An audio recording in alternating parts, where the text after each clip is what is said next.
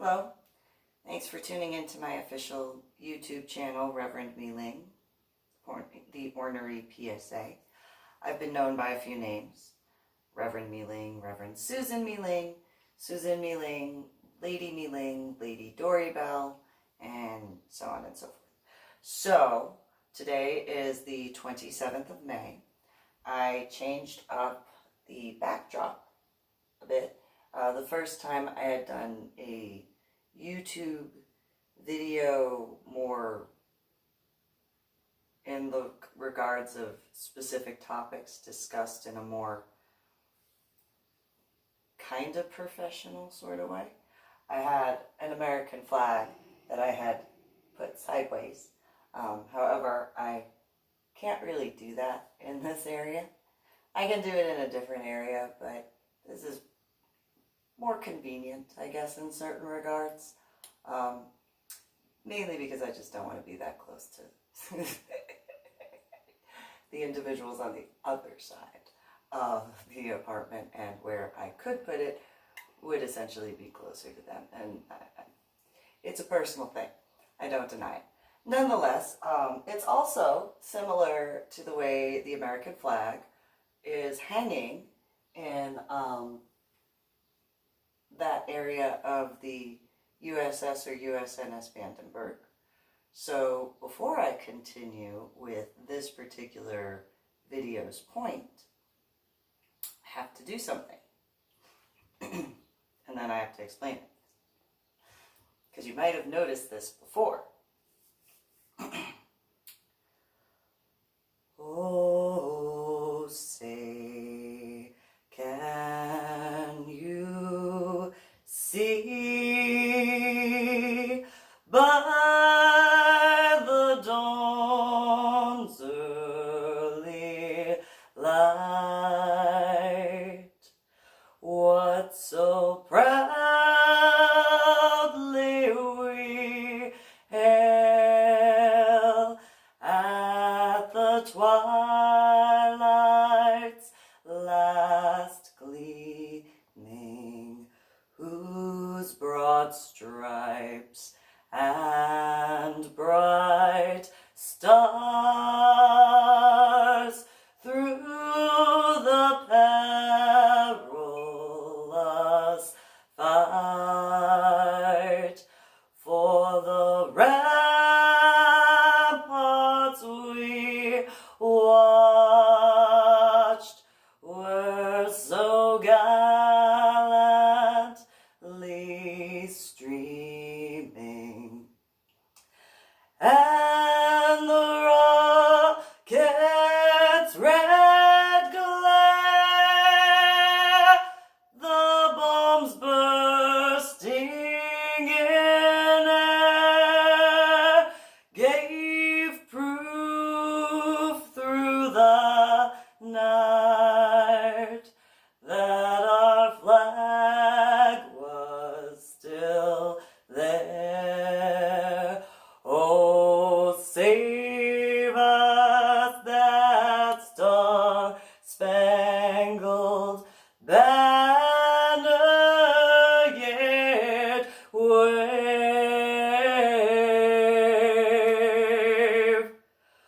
for the land of the free and the home of the brave. So, every now and then I'll say was or is still there. Because, well, it is. The Vandenberg is still there. Yeah, and that flag, unless, like, there was something that occurred, is still there. But I got a picture of it. I got a picture, it's still there. Technically, right there.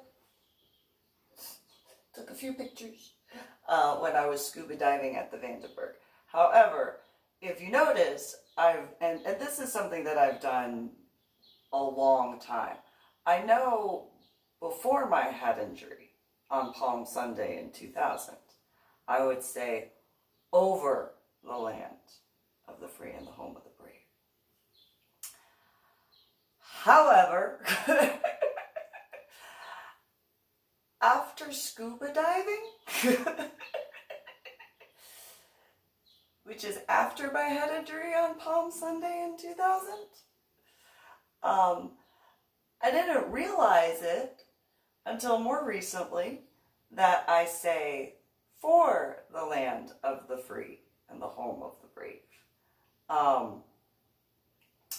And so I was evaluating that in my own thoughts, you know, just one of those, well, when did I start that?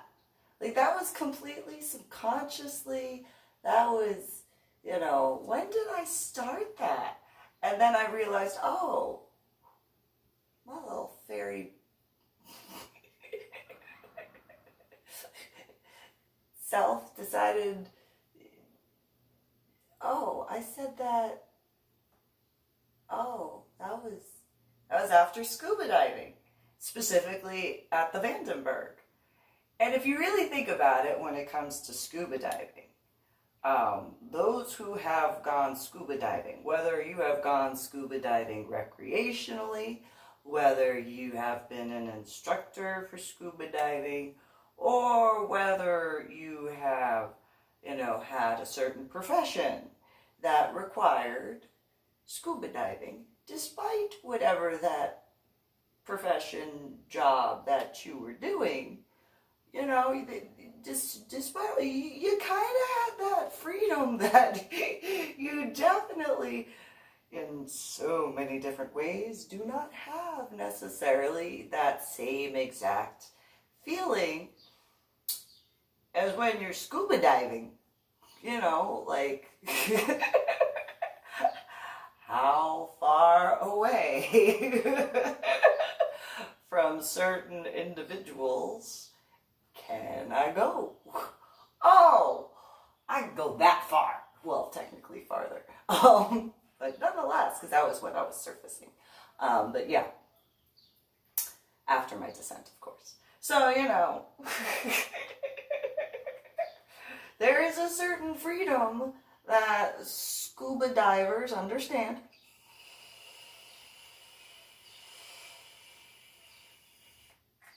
And you have to be pretty brave to want to go scuba diving in the ocean.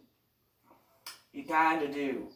Because, so the example that I give them in regards to that is the equivalent of, you know, when people are in their cars in comparison to motorcycles. You know, a submarine has that car type of thing. Not saying that they don't feel that same thing in that regard, because those who are in the Navy and the Marine Corps and the Coast Guard who have been in submarines, they get part of that feeling because they get to see stuff where they can. Same thing with guys who go out on boats. They can get that certain sense of feeling of freedom when they're out because they're not necessarily near that much technology stuff. And there's that unbound issue. Like, they have, you know, what's necessary as far as technology stuff. But for the most part, you know, they're just, if you're out on the boat doing boat stuff, you know, whether you're fishing or, you know, in the military, you know, doing what you're doing, you know, you feel the wind in ways that you don't feel on land, you know. So in that regard, like motorcyclists, they have that wind in comparison to a car. Closest I had was a convertible. I had my convertible little bug. I called her Zippy. She looked like a little bumblebee. Because she was yellow, and she had black interior and a black roof, and she looked like a little bumblebee. I even got her little eyelashes for...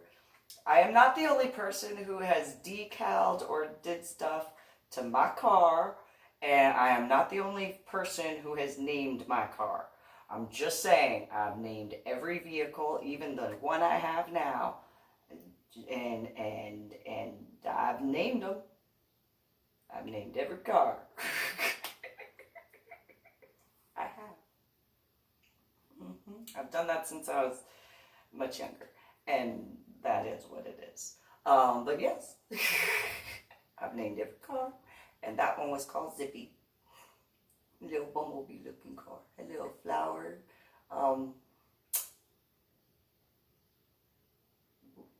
rear light covers, and eyelashes on the headlights, glitter ones. So back to, that I have not been. I'm bold enough to go scuba dive. Where I'm not bold enough to get on a motorcycle and drive a motorcycle.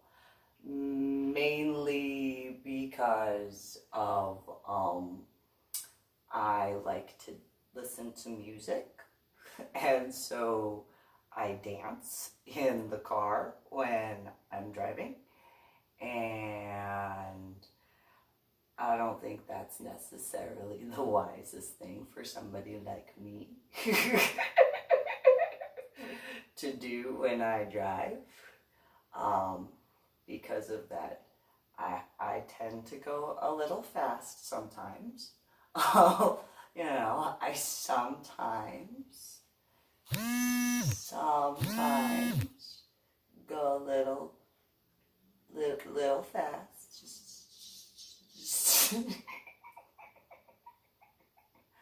I mean, sometimes. Not all the time. Not all the time. Just sometimes. And,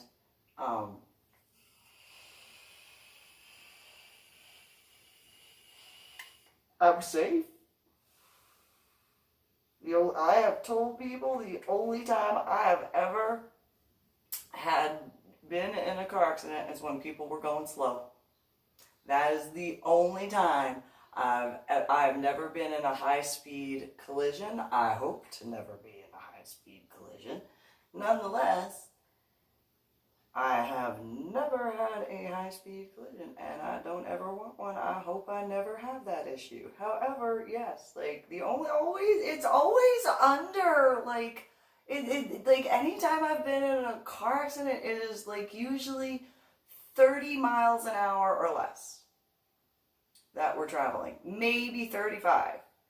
That is usually actually any time I've ever been in a car accident, that's usually the maximum speed that it's ever been. Just say. Pointing that out there. Any other time it's always been, clear sailing.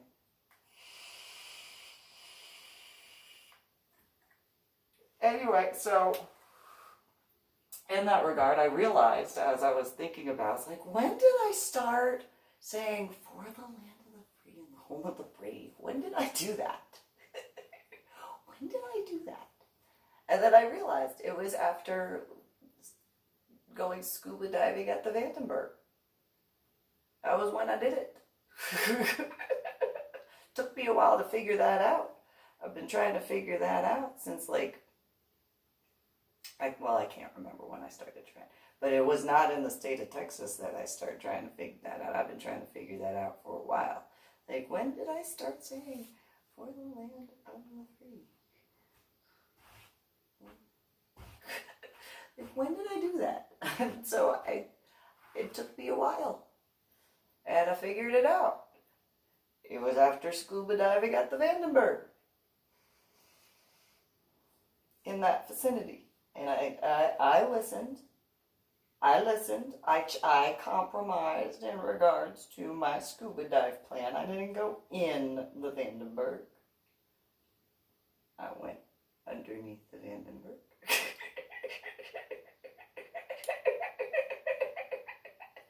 And I didn't go in to any of those ships. I went around them, whichever one it was. then I surfaced. So, just saying. And while I understand that the first flag of the United States of America that was put outside of that was on the moon, you know, when they landed on the moon, the astronauts did, which is kind of funny because my son and my daughter were like, when I was all dressed up, especially my daughter, oh, you look like an astronaut. No, I'm a scuba diver. Astronauts go up, scuba divers go down. Big difference. I miss scuba diving. A lot. It's been a while. It's been since like 2010. And so, you know. However, I had to take a break. I had to. Yeah, that was a self-imposed break. That was a I needed to make sure that I dealt with what I was feeling, and not in the sort of feeling way. I mean, I mean physically feeling, like what I was physically going through. And so I had to, you know, take care of that. And since I couldn't put it into words at the time, it was one of those, well, how are other scuba divers going to be able to tell medical professional guys, you know, what would need to be discussed? You know, I mean, for example, even though the majority of my scuba diving stuff was in Terrell, Texas, at Clear Spring Scuba Park, there were over 70 dives just in Terrell, Clear Spring Scuba Park. More than 70 dives there. And that doesn't include the scuba dives at Huntsville at the quarry. That doesn't include the scuba dives at Aquarena Hot Springs or at Lake Travis. There were over 73 scuba dives just at Clear Spring Scuba Park. And so knowing that there were so many different divers, not just the ones that, you know, I was associated with because of International Scuba at the time, but, you know, the different ones that came into the areas and stuff like that. And so it was one of those,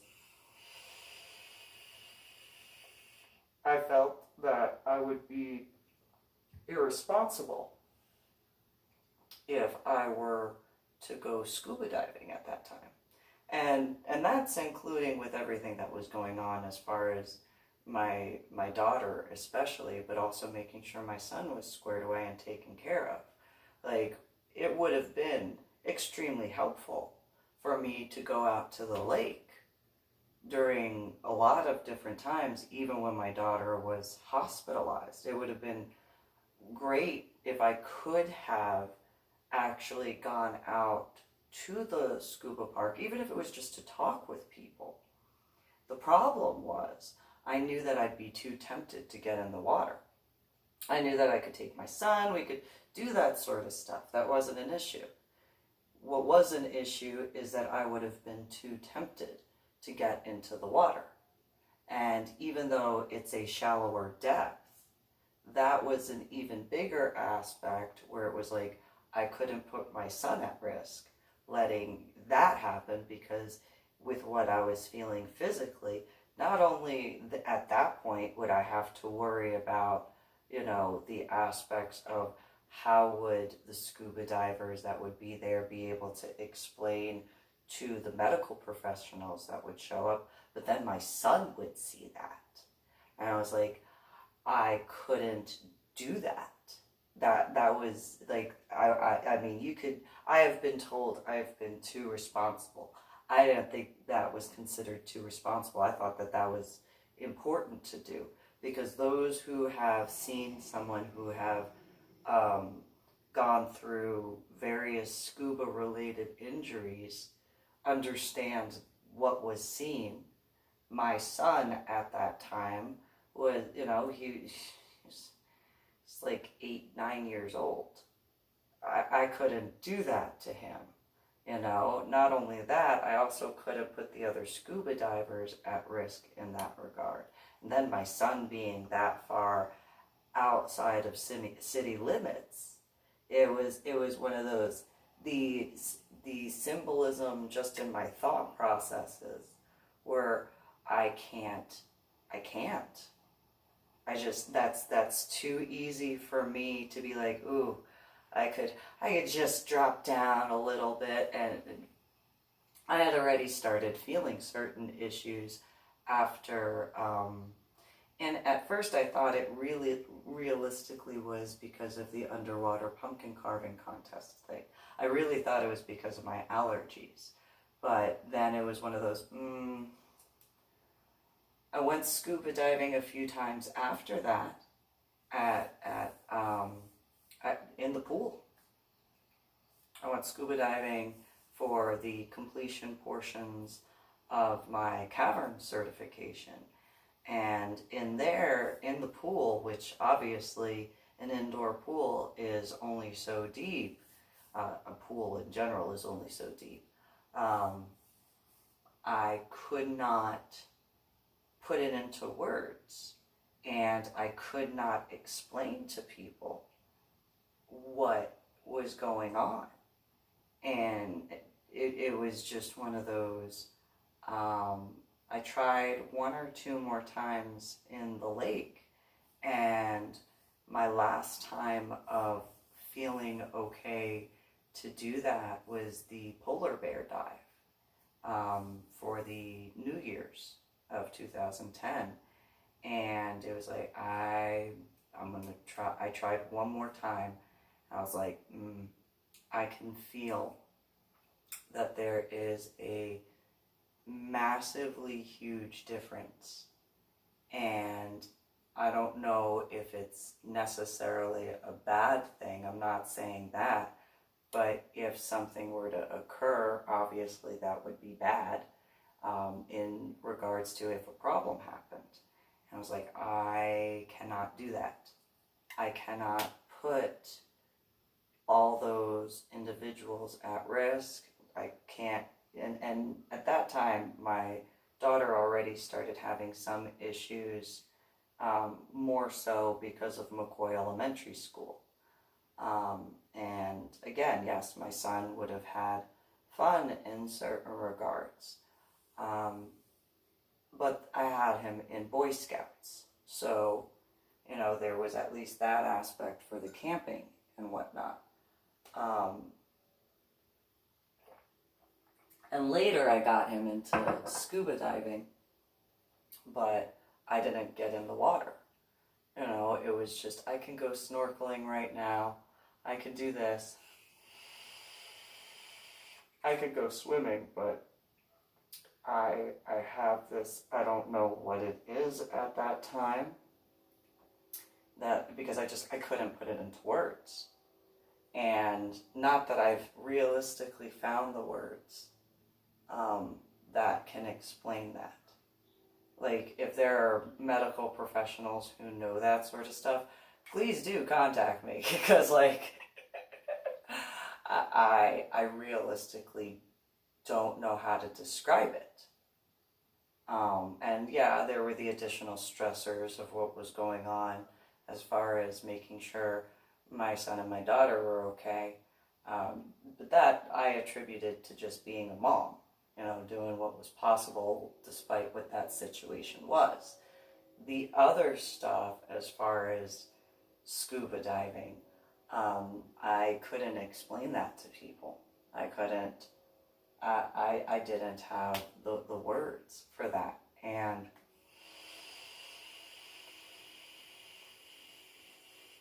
it was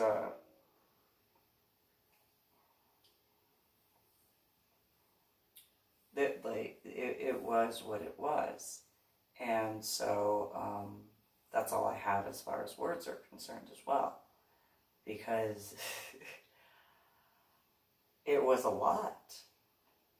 You know, I've tried thinking of how I could write that out to explain the actual stuff that was going on, and I've written a whole bunch of other stuff. The stuff as far as what I was going through physically, I don't have the words for that at all.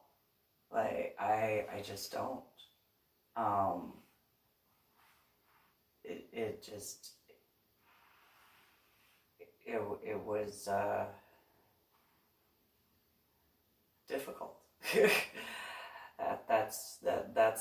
It was complicated, extremely complex.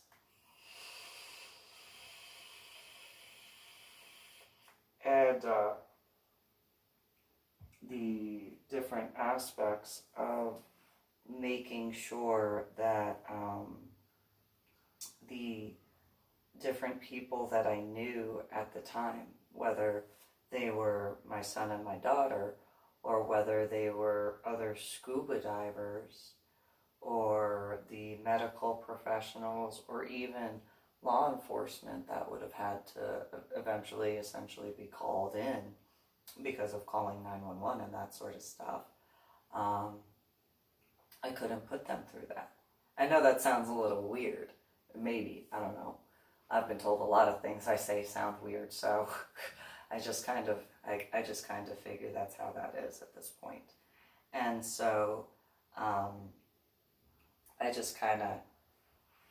didn't want to put that sort of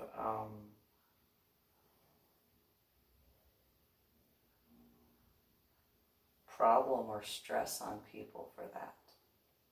You know, everybody else is dealing with a lot of stuff. Everybody has their own stuff that they deal with. And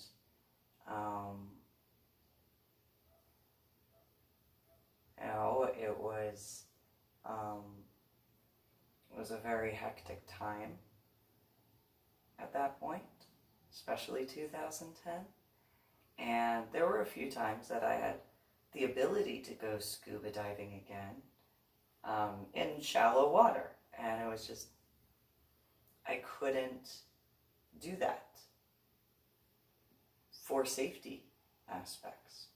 It was literally so that way others, because I could feel it, and I couldn't put it into words.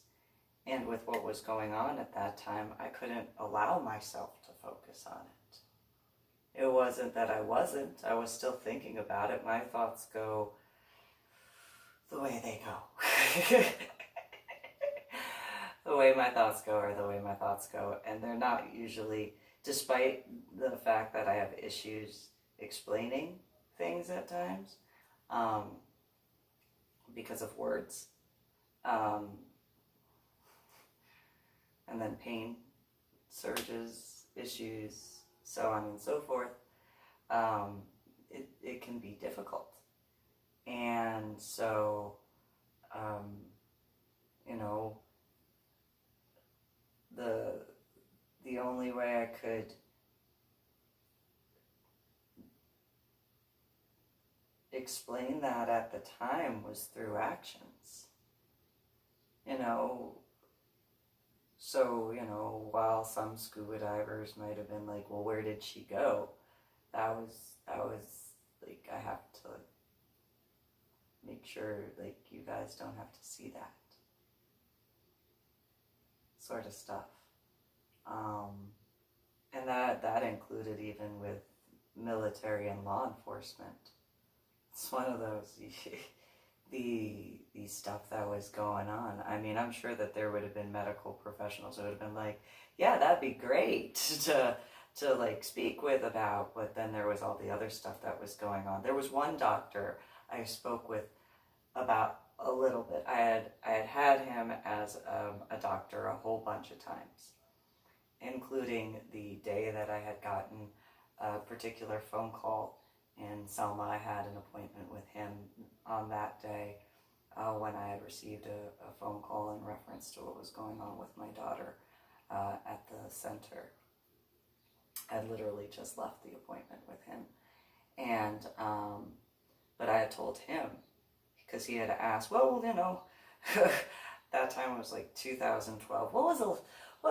What's been going on since the last time I saw you? And it's because I had him as a doctor in Camp Bullis, and at Wilford Hall, and at Fort Sam once, but Camp Bullis more often, and then at the Selma Veterans Clinic, or medical clinic, because there's soldiers that go there as well that are active National Guard and reservists. And so, you know, at whatever appointment it was like, how much time you got? How much time you got, doc? And he's just like, well, you know, I think at that point, he actually had lunch afterwards. And so I was like, well, I mean, if you want, like, I can go into it. So I explained what was going on with my daughter, and he was like, so what have you been doing for stress relief? And it's like, well, I used to scuba dive, but I've had to take a step back. And he was like, what do you mean used to? Did something happen? Well, not necessarily. I mean, it happened, but like, you know, responsibilities. And he was just, well, when was the last time? And so I told him, you know, certain aspects, and then he was like, so you landed where? And I was like, oh yeah, it's at the bottom of the ocean. And he just, so I want you to remember something. You do know I had a head injury on Palm Sunday in 2000. And he's like, yes, oh my God. Uh-huh, yeah, I do. I know that, oh my God. Oh, what, Dr. Carey?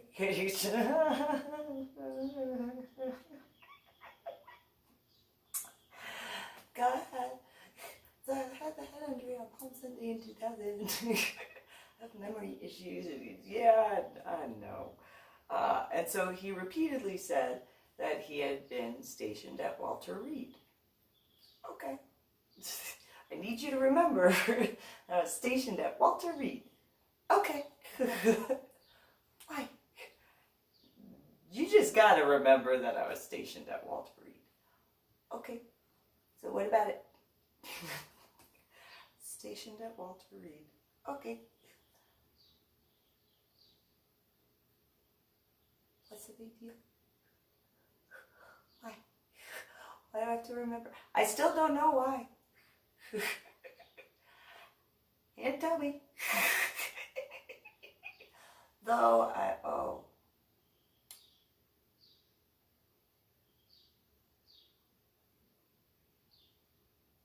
he was the captain or lieutenant colonel when I first had him as a doctor. Oh.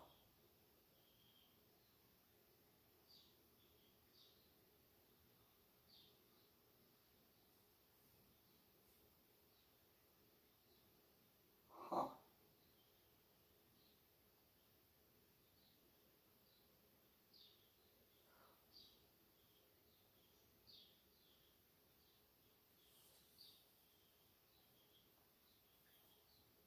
I guess that possibly might have been on a particular day in 2001 that it was stationed there.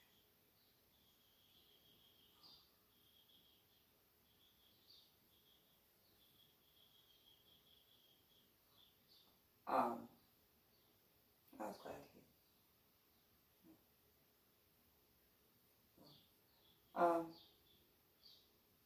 But that was why.